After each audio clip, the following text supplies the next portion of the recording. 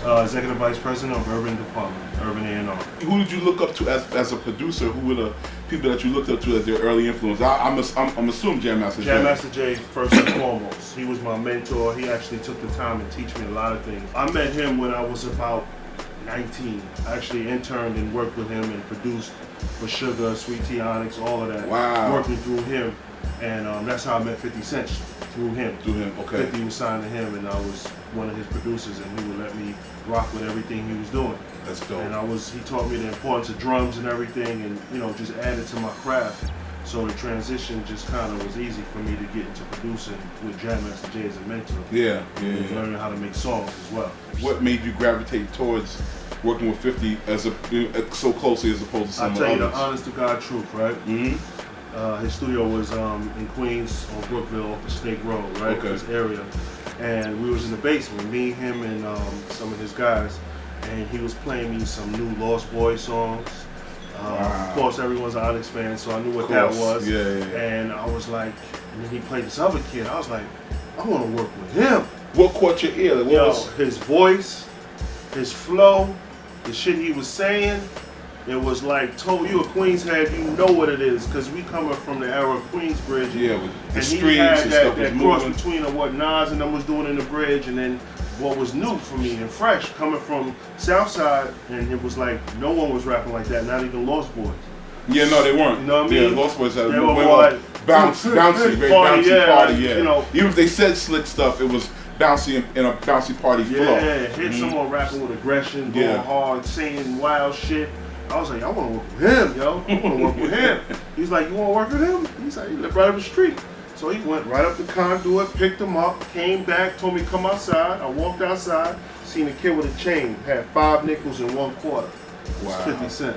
He had a chain with 5 nickels and 1 quarter. Yeah. Yeah, in the cross. Yeah, I got you. I understand what you're cross. saying. Yeah, in the shape of the cross. You know what I'm saying? And I was like, yo, that shit fly right there. And then it was, he was chubbier at the time, but big, Yeah. I was like, okay. And then, you know what I mean? He looked like you knew that he could be somebody. Yeah. And then from there on, we just clicked. Started building. We started building, started producing and throwing them tracks. And so he's always a monster on the work tip. Well, both of you. The best worker. Yeah. I don't play it, but him, because he's writing lyrics and laying them, the hardest working I knew. You know what I'm saying? Yeah. In that time, in that era, where everyone was lazy and just, half a song a day. Yeah, because there was so much money that people didn't feel pressed. Yeah, there was no pressure. Everybody was just enjoying, like, yo, order some Mr. Charles. Yeah. It was give me a car service. I got the shorty coming. It was all that. Yep. Then the record comes out on Interscope. I know you just did 800-something thousand the first week. 800 the first week. And then 800-something the second week, which came on my birthday. So it was like really? The best time of my life. Yeah. And I remember when God bless him, Chris Lighty was working a job at that time. Yeah. He came to like the marketing meeting that we had, and it was like just in the corner, like just laughing. Mm-hmm. He like just constantly checking his BlackBerry at the time, just like checking and laughing when the numbers started coming in. Like, you dudes bananas, like you dudes are ridiculous. I mean, Jive was doing fine because we had NSYNC and all that pop music, but still, it was just like, yo, you guys are murdering it, man. You know, how much was? Because I think kids need to kind of understand the kind of revenue that something like this can really generate. How much was your first big pub check off that album? Now, you don't have to say, like, if it's too personal, it's cool. I remember when 50 called me because he wanted to know, what was your first check? And at the time, I was 26. His album came out February. The first royalty check came in October. Yeah, because they're counting March and October, correct? Yeah, March and October. Yeah, March is too close to get a check. So March 1st, October 1st, around that time, or April 1st. And, I was 26.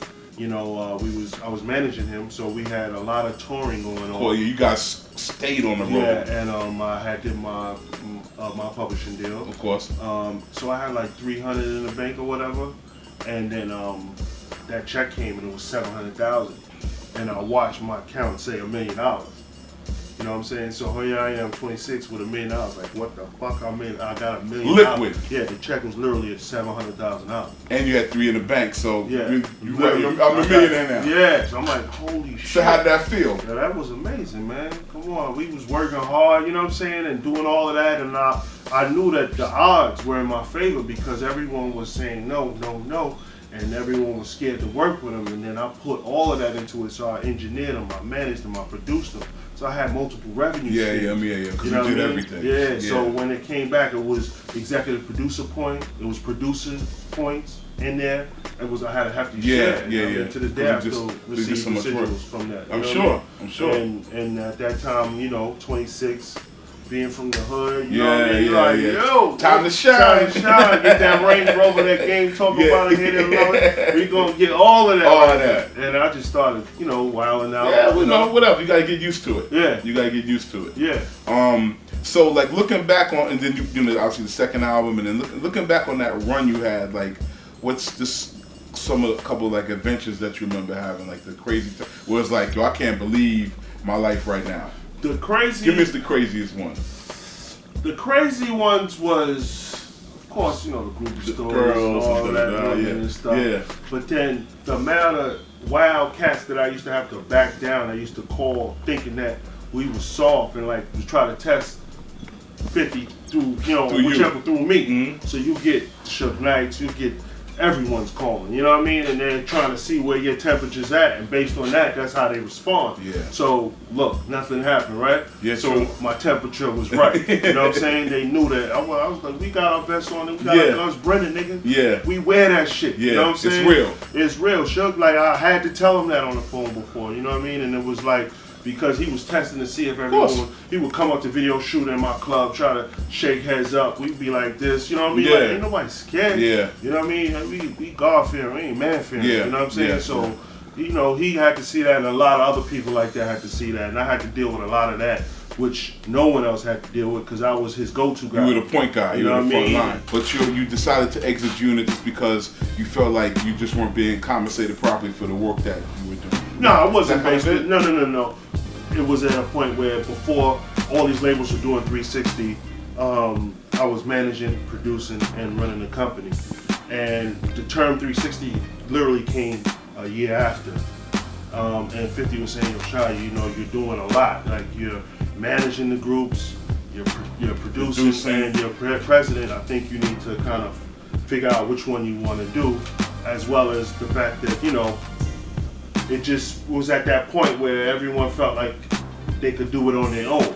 So you get all those feelings, and then you got, I'm for the team. A lot of ego. I'm a team player, you know what I'm saying? And he just wanted it a certain way. So for me, the best way is amicable. So it ain't no beef because my reputation is my success. So you have. That's all I had. Mm-hmm. So, we spoke and came to some kind of common ground. Mm-hmm. As I can say, and February 2007, just kept to move on. Yeah, move on. And so I remember about that time because you always would come by Jive, and so we talk or whatnot, and you were at that point really thinking about transitioning to being an A&R person and working for a label. Yeah. So you would come by and ask me questions, and because I worked at labels so long, like how I was working from the inside, you know. So what kind of sparked that you wanted to do A&R and work inside a label? I mean, there's a few reasons. Right now, I have a better reason more than ever. In this music business, this music business has to be driven by music people. And what I was finding, a lot of the A&Rs didn't even give a shit about the music or the culture. Absolutely. So what I was like, I need to go back in so I could really control and actually run the shit the way it needed to be ran, and put out the right artists, A&R them right, make them feel comfortable with the label, represent the label right, you know what I'm saying? And change with the vision of where the industry was going. As you put things in the universe, God is going to bless you if it's for you. It's going to happen. Yes. I got a call. So I took the meeting. Me and Chris Lighty went. Chris Lighty did the introduction, brought me in. Co-sign. Yeah, just because he, Chris, that's what he do. Mm-hmm. And LA met me. It was first time, and he heard my resumes, knew what I do. I was like, all right, cool. Probably a few months later, get another call. LA want me to come back. Come back by myself. Got the job that day. That day. Yeah. Wow. And I think it was more of me representing myself. Yeah. And letting him know I'm here to do it. I could stand on my own too. Yeah. And he gave it to me, and that's when it started. That's the next step. Yeah. So now, when you walked into Def Jam, because a lot of A&R people walk in with Axe? Like, I got this cat. Did you walk in with Axe already, or you walked in and then started looking for stuff? No, walked in, had no Axe, started looking after. So tell me about the process of getting with Big Crit. Me and Shipes in March, in February, we was building in his crib. We just kicking it, playing music. Mm-hmm. He's playing me some groups he's interested in, and then all of a sudden we start talking over the music, and then something start playing. Like, yo, hold up, what's that? He was like, oh, that's something I'm getting ready to really get into. And I was like, nah, turn that up. Yeah. That's Crit. Something starts playing. Something. Wow. I'm like, yo, that beat. Oh, who did that beat? He's like, he did it. I'm like, serious? Play another one. Children of the, you know what I mean? Child, I forgot the name of the record, but so many records he started playing. Was bangers. Then he goes to Hometown Hero. I'm like, I'm sold, Joe. What's up, bro? What we doing? I want to sign this kid. This kid is fire. Fire, yo. He was like, you serious? I said, yeah. I said, yo, I think I'm going to sign this contract with Def Jam in a month. Give me a month, and I got you. Sure enough, signed the contract, Crit. I couldn't tell you, it wasn't even a month before I started my job. Crit signed in June. Started April 28th. Crit was signed by June 1st. Wow. First signing, that deal was the fastest deal I ever done. It was a good deal, and we went straight to it. You got busy. Yeah. What did you hear and what like? And I'm asking these questions also because I want you to explain, because each A&R person is different. So what's kind of like your A&R criteria, or what's your A&R process to get to, you know, to catch somebody catches your ear and you want to sign and work with them? First thing is the voice. I'm listening to the voice, and if I could hear an album of this person, right? Okay. Some voices you get tired of, right? Then the subject matter, right? The flow and all of the content, you know, how they make their songs, right? Mm-hmm. The music they choose, if it's something I'm really into, and then I meet them, their energy, how they feel. Are they a star? Are they boring? Are they corny? Do they need something that I could add to make it better? Could you fix them up? Can I fix it, or is it just this nigga's corny? You know what I'm saying? I can't, you know what I mean? I can't do nothing with you, nigga. Yeah, you corny. Total evaluation, but it start with the music and then get into the person. Then I met Crit. He was a straight up dude. His vibe was right, energy was right, humble, but you could feel that he knew what he wanted out of this music business. Confidence, right? Yeah. So you wrap all of that up, and that's what I'm looking for. 2 Chainz, you know, massive success. He had some success with Player Circle with Duffel Boy Bag and stuff. And actually, I remember, I really liked that Player Circle album. I told a lot of people, like, yo, this album is really good. And, you know, I liked both of them, but you could tell 2 Chainz was the better of the two. You know, no disrespect to his man, you know, Dollar, but he was just the better of the two. And I was like, yo, this guy is really good. And people used to clown me. Like, nah, I mean, I like Double Bag Boy, but I don't like nothing else. I used to tell people, yo, I'm telling you, yo, there's something here. I'm not saying that I knew it would be this, but I knew there was something there. This is what it was. With Chainz, right, every time I went to Atlanta, he was on my call log because he had a few things I needed away I got you. I got you. Know what I'm saying? Yeah, he's call. He can get you some things. Yeah, he knows some guys who know some guys. So you know, so he was my your man. Guy. So he'll pull up one time and we had like 11th Street Studio or something, and he pull up in a Porsche, like. Okay. What you doing? Yeah. Okay. Got the 4-door Porsche. Yeah. I'm good, Sha. I'm trap, you know. Okay. I'm okay. And he dropped me with the new joint, new mixtape. So it's the codeine joint, right? So I could take it in like, this nigga had some swag with him too. He was already in action mode. Yeah. So I started to see a different Chainz, and I knew him for a long time. Okay. He was Buck's homie for a minute. So you really knew him from back. Yeah, and he was one of Buck's favorites. So me and him will always get to spend some time. Just, just be around. Yeah. It's always been cool. And got to the music, and I'm hearing this shit. And I'm like, yo, this shit fire, dog. Like he coming. Yeah. So what I did, not even on some A&R shit, but on some hustle shit, me and my boy Fly Ty, you know, he booked shows in Atlanta. Okay. So we needed to get some, you know, he wanted to get some money, and I'm helping my man get God some money. bless. You know, and he was like, book him for some venues. So I'm like, yo, James, who do I call to book a show? I got some money for Call you. me. He said, nah, call Tech. Oh, Tech, yeah. Right? Get Tech. I know Tech from Travis Porter. So Tech, Yeah. he see an email from me. I want to book Chains at this venue. He like, yo, this some hood venue in Atlanta. What the fuck, Sha Money? Yeah. And I'm like, yo, we did this, whatever. Yeah. Started business like that. Okay. He see, oh, you paying for me to perform? Yeah. You really? Yeah, you my man. Yeah, right? yeah. All right, so boom. So we started like that. Crit album. Yo, I need you on this album, bro. You fired, you know, when we won't. We did the record, him, A-Ball, MJP. We did that. And then I just would stay on the chop. What you trying to do? He was like, yo. I'm like, yo, man, MJ, you know what I'm doing? He's like, yo, hold on. I'm trying to get out of DTP first and then do my thing. Okay. I said, all right, do what you got to do. You know, I can't tell you what to do. Do what you got to do. You know what I'm saying? And then, sure enough, the Crit record went out, video. That was one of the looks.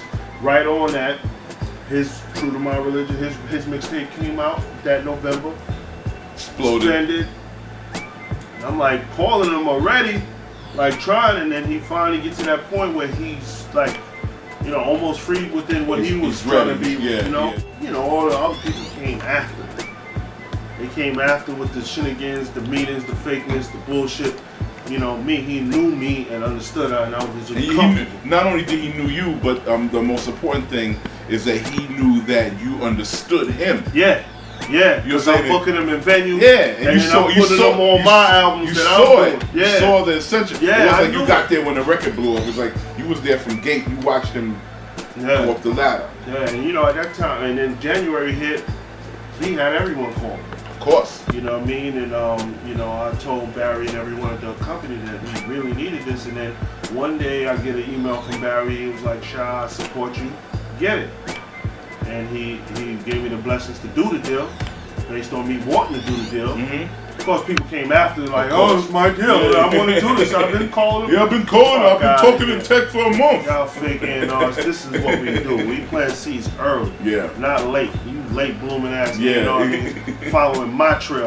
Y'all still ain't. Y'all see my name on the back of this and y'all still calling them. Like, I don't get that. You know what I'm saying? Like, I develop artists. You know what I mean?